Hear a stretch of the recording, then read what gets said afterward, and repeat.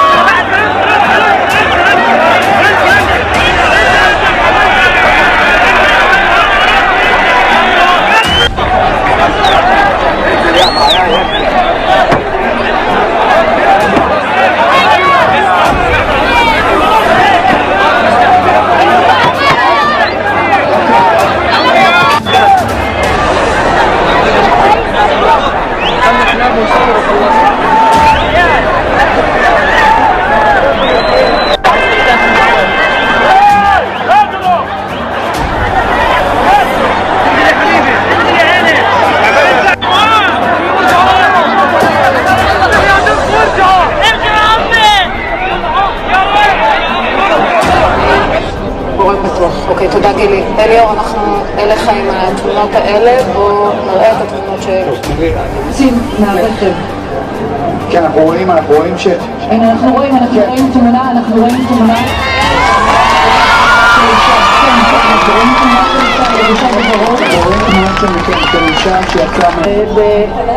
עם התמונות הללו אנחנו מנסים לראות מי בדיוק הוא עברה מהרכב, מי יצא מהרכב והוא עברה, אבל לא ראינו אותה גם נכנסת לרכב של הצלב האדום.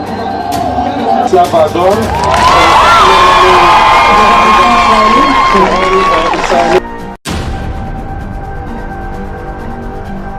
युद्ध का अंत। इजराइल ने 90 फिलिस्तीनी कैदियों को रिहा किया।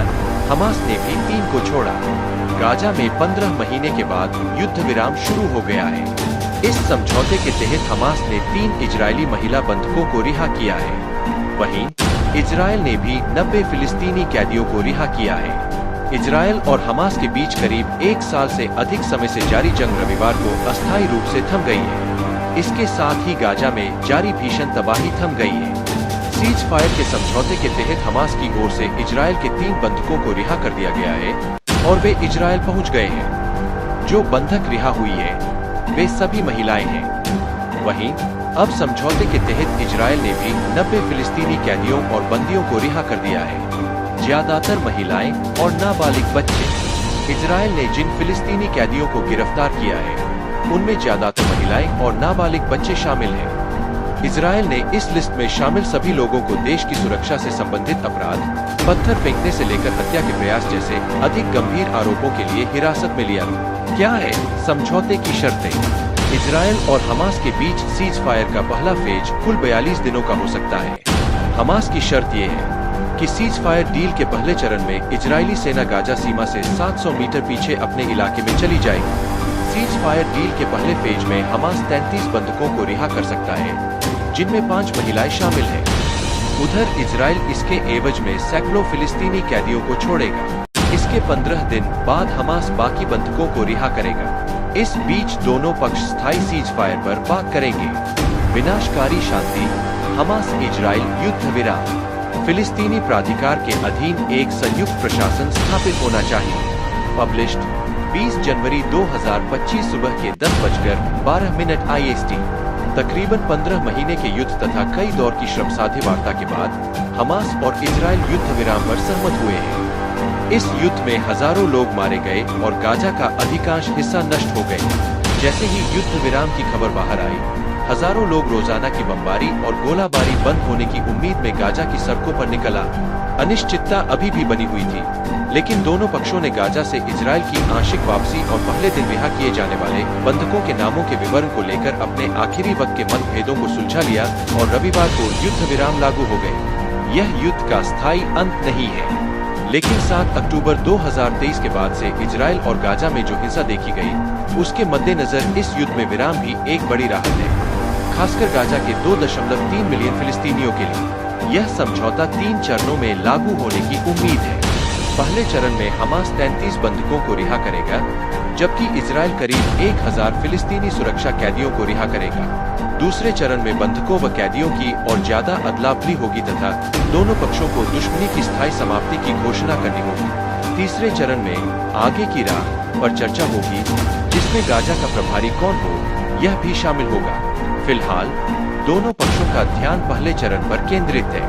परेशानी अगले चरण की बातचीत शुरू होने पर खड़ी हो सकती है। जब इजराइल ने यह युद्ध शुरू किया था, तो उसने अपने लिए 2 मकसद निर्धारित किए थे: हमास का विनाश और बंधकों की रिहाई। कुल 15 महीनों के युद्ध में इजराइल ने हमास के उग्रवादी बुनियादी ढांचे को कमजोर कर दिया है, लेकिन यह समूह बच गया है और खुद को एक बगावती के रूप में फिर से स्थापित किया है। निवर्तमान अमेरिकी विदेश मंत्री एंटनी ब्लिंकन के मुताबिक हमास ने उतने लड़ाकों की भर्ती की जितने उसने युद्ध के दौरान खोए।